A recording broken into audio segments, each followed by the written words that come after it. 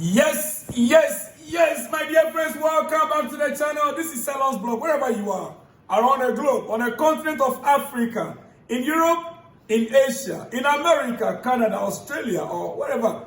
Ladies and gentlemen, you're highly welcome to this hot afternoon special edition. Guys, you know why I'm so boiled up? I'm hot. You know, my blood is flowing and I'm excited within me. It looks like Chelsea got some serious business done on time.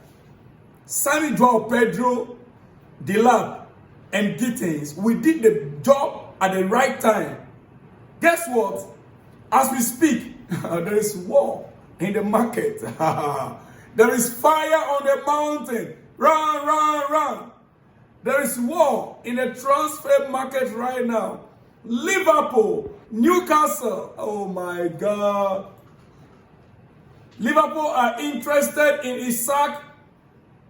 Newcastle says, we ain't selling to you, Liverpool. Liverpool said, we are buying him. You have only 1 year left on his contract.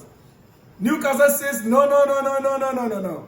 Newcastle purposely, whilst still holding on to Isak, they went to Germany, Frankfurt. They say, hey, Frankfurt, we want Ekitike. We want Ekitike. Frankfurt said, okay. Chelsea came. We told them 100 million euros and they left. You want him, 100 million, we will let him for it go. It's been back and forth. Ladies and gentlemen, guess what? It was all tricks by Newcastle. It was all tricks by Newcastle to let or to allow or to forget Isak. Because the pressure was intense and the player refused to sign a new deal. Newcastle, Isak refused to sign a new deal. And as Newcastle tried to persuade Isak to get a deal signed, Liverpool were putting pressure on Isak to come to them. So it was more of a game plan. Newcastle now went for Ekitike. Now, for Ekitike to accept Newcastle bid, they were dragging it. Frankfurt said, okay, we are ready to let him go, but we will not let him go anything below 100 million euros. Liverpool now thought, oh, it was almost a done deal. And guess, you know the intriguing aspect of it? Why we think it's a bait Newcastle played on Liverpool. It is assumed that if Ekitike from Frankfurt is being priced at 100 million euro, then okay, Liverpool, if you want Isak, bring 150. That is what, that was the game about. That was what Newcastle was playing. Newcastle set a trap for Liverpool, and they took the bait by going all out for Hugo Ekitike and turning their attention away from Isak. Very well played game from Newcastle. But you see, the reality of the matter is that Newcastle succeeded in baiting Liverpool away from Isak, but they still have a work to do to convince Isak to sign a new deal.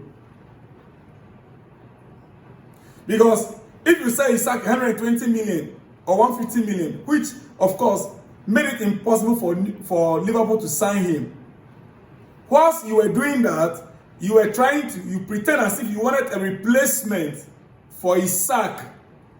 You want a replacement for Isak. Should Liverpool cough out the 150 million or the 120 million pounds? Should Liverpool cough it out? The replacement to be Hugo Ekitike, right? Okay. Now that you successfully baited Liverpool out of it, you have to find a way of convincing Isak now to sign a new deal. Otherwise, in a season from now, they'll be losing him for free. This is the challenge for Newcastle. What kind of deal are they going to put before Isak right now will convince him to sign a new deal.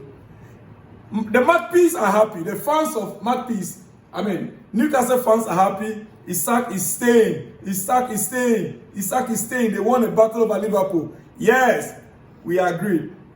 But are they ready to offer Isak £350,000, £400,000 a week to sign a new deal?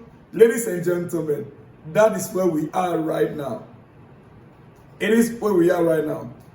Remember, Newcastle rejected bid from Frankfurt was 80 million. Newcastle's rejected bid. Frankfurt rejected Newcastle's bid of 80 million for Hugo Ekitike. Because they want more, right? If Ekitike is worth more than 80 million euros right now, if Ekitike is worth more than 80 million right now, then ladies and gentlemen, let me ask you, how much do you think Jackson will be worth? Because Frankfurt rejected Newcastle's 80 million euros. Frankfurt in Germany rejected 80 million from Newcastle for Hugo Ekitike. How much do you think Nicola Jackson at Chelsea could be worth? The truth of the matter is that as Jackson is, I'm not too sure Chelsea are willing or ready to let him go. It's just a fact. Even though more interest, ladies and gentlemen, Arsenal, we understand, breaking news, Arsenal could make a move for Nicola Jackson or Oli Watkins if they fail to secure a deal to sign Victor Gyökeres. Victor Gyökeres also with 14 is not over yet. The issue is still dragging on. And that is why I started by telling you right here that Chelsea were lucky enough to secure deals, ahead of time. Because when you get to, it's about the transfer window and exactly a month from now. Today is 16th, right? Oh, yes. 15th of August. When the league reopens. Yeah. So a month and a week from now, the transfer window will be officially shut down. We close. And from this moment, the market is tumbling.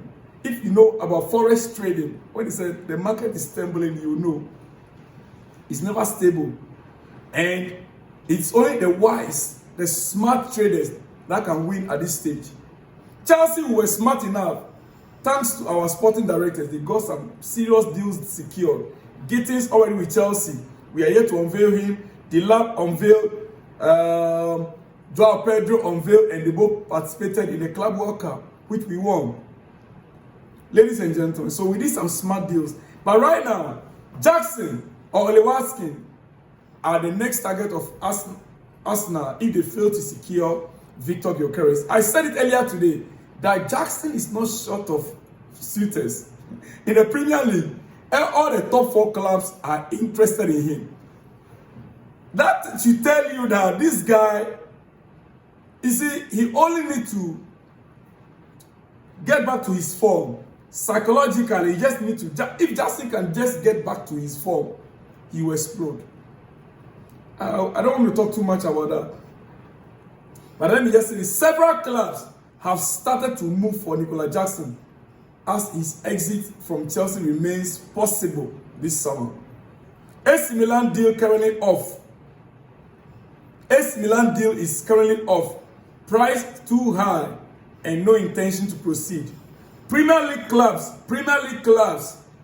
are now making the initial approaches to Chelsea. Ladies and gentlemen. Now, before I continue, I want you guys out there to look at these statistics on your screen. Based on 2024-2025 Premier League stats, Joao Pedro from Brighton is XG. Nicola Jackson, Chelsea, XG. Liam Delap, Ipswich, XG. Look at their XG and every detail there. You can zoom it so you can have a closer look at it. If you study this carefully, overall, Joao Pedro edges just a little above Jackson in 2024-2025 season. Pedro edges as best performer, but Jackson shows more potential. Yeah. For instance, Joao Pedro, his XG was 10G. 10G6A in 27 appearances, right? And he has a strong creativity, but penalty reliant, okay? Now, Jackson also have 10G, 10G5A, yeah, in 30 appearances. Jackson, he has the highest non-penalty goals. Jackson have the highest non-penalty goals XG. You see it there? But he underperformed in chances created for him. Do you get it? I will not hide it from you guys. All of you guys know I love Jackson, but I will not hide this thing from you. He only underperformed in chances created for him. And then you look at Delap, Ipswich. He got 12G, which means that Jackson and Delap are ahead of him. And he also got 2A in 37 appearances. 37. Remember, Jackson got 30. Delap got 27 appearances. Jackson got 30 appearances. But Delap got 37 appearances. And his GA is still less. I mean, more. Now, he overperformed his XG. And also in a weaker team. Delap, in a very weaker team. But overall, plus and minuses. Pedro edges as best performer. But Jackson shows more potential. If you are in the market, are you buying a potential or you are buying the one that is currently in form? That is the question I want you to answer for me. Ladies and gentlemen, breaking news. I'm about to end up. Breaking news. Liverpool has finally submitted a bid for Hugo Ekitike. 6 years deal agreed with Liverpool FC by Frankfurt and Ekitike. Liverpool advancing, and ladies and gentlemen, as it is right now, yes, Ben Jacobs reported it. Okay, before I come to this, we understand, yeah, the deal is almost getting through for Liverpool. You know, Newcastle is successfully baited Liverpool to turn their attention away from, because if you are buying, if Frankfurt are pricing Hugo Ekitike for 100 million euro, Newcastle submitted 80, they rejected it, and then Liverpool want to buy Isak 65 million pounds. This is where the issue came up from. So they just made it impossible for Liverpool to price Isak by going in to price Hugo Ekitike. Ladies and gentlemen, now let me just end it here on an unfamiliar news trend, which I don't normally talk about on this channel. Manchester United, ladies and gentlemen. Manchester United remain confident on Bryan Mbeumo deal as they improve their bid. Proposal now up to £70 million package with add-ons included, according to David Ornstein. Talks remain underway with Brentford. Brentford keep working on Omari Hudson as replacement as revealed. Listen, the truth of the matter is that I genuinely couldn't give a fuck about this deal. You know why? Manchester United have been working on this deal from Genesis. How many months ago? And if United could not get one deal done in, how do you call it, Bryan, in Mbeumo, for over almost 2 months, then what is all the executives doing in Manchester United? What are they doing? Do you know the player that I pity most? Their captain, what's his name? Bruno Fernandes. I just pity the guy. That guy deserves better. Bruno Fernandes deserves a better club. Yes. Listen, Manchester United have made a third bid of 65 million plus 5 million, in add-ons for Bryan Mbeumo. Now, this deal, 70 million deal, United could not get it sealed for over 2 months. It's disgusting. It's annoying. I understand the feeling of Manchester United fans online. I saw this guy, KSS, what's his name? This blogger in Ghana, Kojo Sheldon in Ghana. When he was ranting, when Manchester United were asking for Jackson, he was ranting. I understand his feelings. He's a Manchester United fan. I understand his feelings. United fans, I understand your feelings. Your club that has tradition, the most successful club in England, for Christ's sake, Manchester United, has gone down low, 16th on the league table last season.